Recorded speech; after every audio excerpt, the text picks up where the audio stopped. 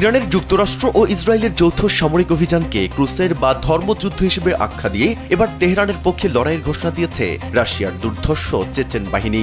Chechen special force আখমতের commander lieutenant general Apti Alaudinov এক video বার্তায় মার্কিন প্রেসিডেন্ট ডোনাল্ড ট্রাম্পকে দাজ্জাল হিসেবে অভিহিত করেছেন। তিনি জানিয়েছেন, রুশ প্রেসিডেন্ট ভ্লাদিমির পুতিন অনুমোদন দিলেই তারা তাদের অত্যাধুনিক অস্ত্রশস্ত্র নিয়ে ইরানের পাশে দাঁড়াতে এবং এই জিহাদে অংশ নিতে প্রস্তুত। চেচেন নেতা রমজান কাদিরভের অনুসারী এই যোদ্ধারা ড্রোন অপারেশন, স্নাইপার হামলা এবং আরবান ওয়ারফেয়ারের অত্যন্ত পারদর্শী।